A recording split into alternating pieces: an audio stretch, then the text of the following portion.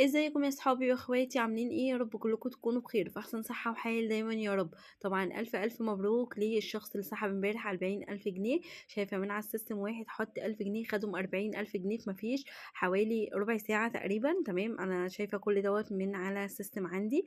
طبعا فرحانة جدا جدا جدا للناس اللي بتعمل ايداعات كويسة جدا وبيقدروا ان هم يسحبوا مبالغ كويسة جدا، وان شاء الله كل الناس تعوض خسارتها.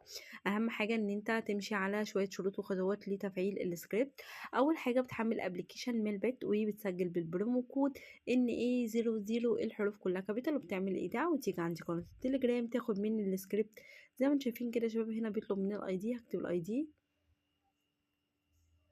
والكود اللي هو ان ايه 00. بضغط على لوجن، هروح على الابليكيشن بتاعي. زي ما انتم شايفين كده معايا 7942. تعالوا كده ندخل بال 942. يلا بينا. بروح طبعا على السكريبت بقول له ستارت، بيبدأ يديني الأماكن اللي فيها الذهب زي ما حضراتكم شايفين كده ومتابعين. وطبعا يا شباب زي ما انتوا عارفين ان احنا علامة موثقة تمام في المجال كله. الحمد لله احنا عملنا لكم سحب وعملنا لكم سكرينات بالارباح بتاعتنا، وطبعا دي حاجات خاصة ما فيش اي حد بيوريها لكم. تمام، واتحداك ان اي حد في قناة يوريك حسابه الشخصي ويوريك الصحوبات بتاعته. تمام، احنا الحمد لله طول عمرنا عنينا مليانة، والحمد لله طول عمرنا ما بناخدش حاجة من حد ولا بنبيع حاجة لحد. طول عمرنا بنقدم الخدمات مجانا. تمام، لان احنا يا شباب بمعنى اصح لو انا بدفع مثلا في السكريبت $1000 او $2000، انا عن نفسي يعني ممكن اخدهم في ظرف يوم او يومين. انا ما عنديش مشكلة في اي حاجة، لكن الحمد لله انا ما اقبلش ان حد مثلا يدخل يقول لي انت نصابة او انت بعتي لي السكريبت او انت مش عارفة ايه. لا الحمد لله احنا مش بنسمح لاي حد ان هو يقول لنا كلمة ملهاش لازمة. ان الحمد لله انا لما بتكلم بحد انا بتكلم بثقة، فاهميني؟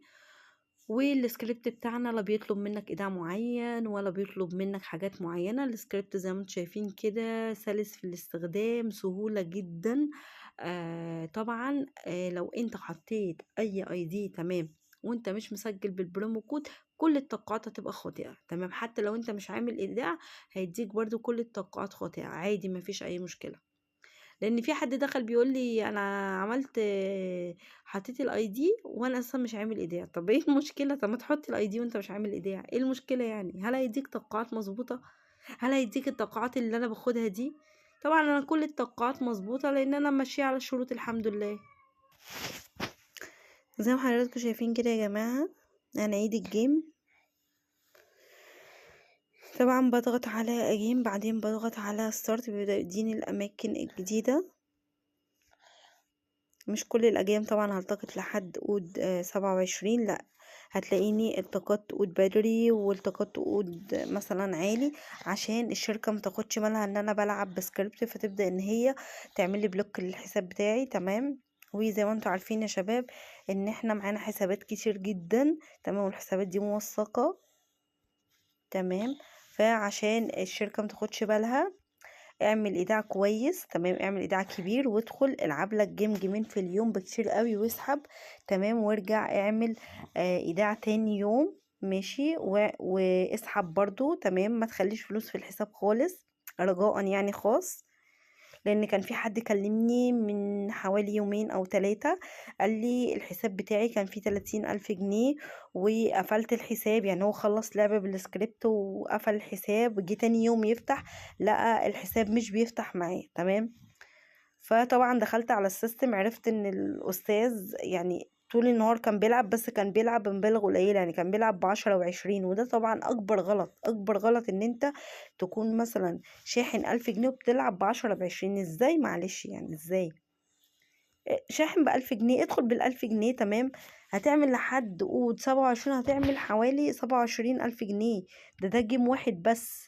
تخيل بقى لو انت مثلا لعبت جيمين 3 هتعمل قد ايه؟ هتعمل مبالغ جامده جدا. زي ما انتم شايفين كده يا شباب السكريبت بتاعنا موثق ونسبه ربحه هايله جدا. تقدر انت كمان تعمل اكتر من كده عن طريق ان انت بتحمل ابلكيشن ميلبت وبتسجل بالبرومو كود NA00 الحروف كلها كابيتال. سيب لك رابط قناة التليجرام للتواصل معايا. اشوفكم في فيديو جديد وباي باي.